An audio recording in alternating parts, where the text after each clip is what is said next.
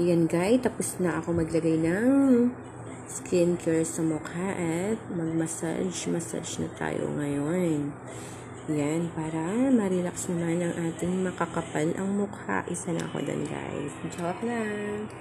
Yan lang siya guys, bago ako matutulog, yan yung ginagawa ko.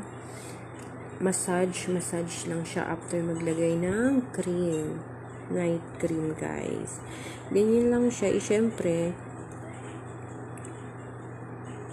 ano yan, tawag dito, tiis ganda, kahit nakakapagod, sige lang. Ganun naman talaga, diba guys? Ganun lang, ganun talaga.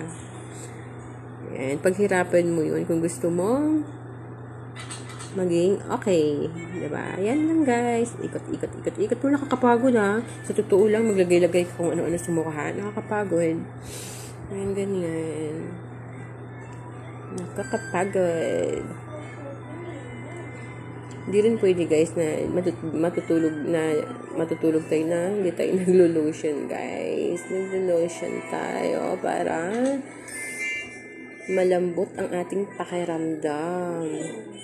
Ganyan guys. Pero sa totoo lang, tapos na ako mag-lotion, pinapakita ko lang.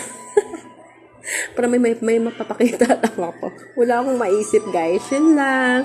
Good night everyone.